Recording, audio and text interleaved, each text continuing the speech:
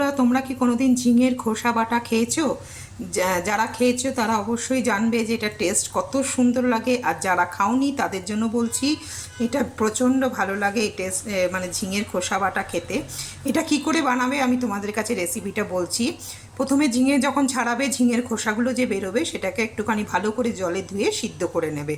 সিদ্ধ করার পরে দেখো এই যে এরকম মিক্সিতে গ্রাইন্ড করে নেবে, ঠিক আছে? সিদ্ধ করাটা আমি আর দেখালাম না, কারণ সেটা সবাই জানে সিদ্ধ করা। আর সবচেয়ে বড় কথা, সেটার ভিডিও করতে আমি ভুলে গেছি, সরি।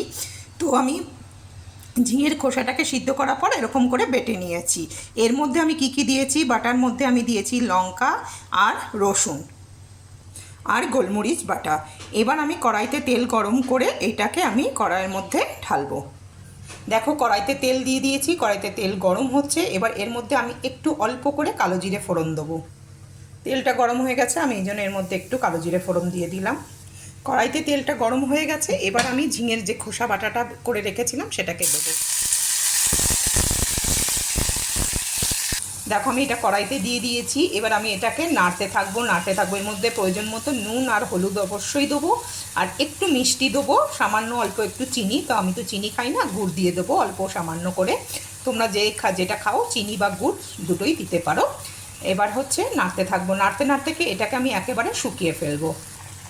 এই যে প্রয়োজন মতো একটু নুন দিয়ে দিলাম, পরিমাণ মতো হলুদ। দেখো এরকম নাড়তে কীরকম শুকিয়ে আসছে। এটাকে আমি আরও শোকাবো, একদম ঝোড়ো ঝোড়ো করে শোকাতে হবে।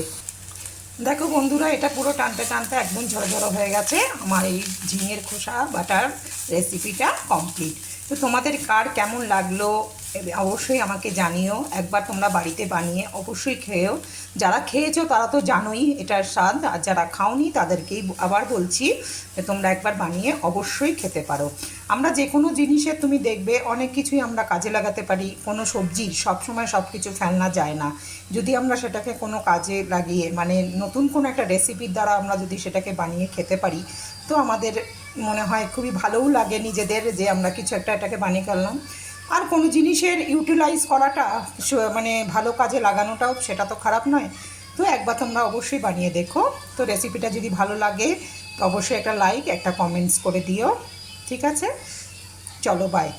তো আমার এই ঝিঙের রেসিপিটা কমপ্লিট। যদি সবার ভালো লেগে থাকে রেসিপিটা, অবশ্যই একটা লাইক করো, কমেন্টস করো, আর সাবস্ক্রাইব করতে ভুলো না। তো আমি আরও নতুন কোনো ভিডিও নিয়ে তোমাদের সামনে তুলে ধরবো, নতুন কোনো রেসিপি আরও তুলে ধরবো। তো ততক্ষণে টাটা। তো প্লিজ তোমরা আমার চ্যানেলটা সাবস্ক্রাইব করো, প্লিজ কেউ সাবস্ক্রাইব করছো না। আমি সবে নতুন করে চ্যানেলটা খুলেছি, তো তোমাদের সহযোগিতা আমার খুব দরকার। তোমরা যদি আমার পাশে থাকো তবেই আমি আরও এগিয়ে যেতে পারবো। আর সেই জন্যই তোমাদের কাছে কাম্য, প্লিজ সাবস্ক্রাইব করতে কিন্তু ভুলো না আমার চ্যানেলটা। বাই।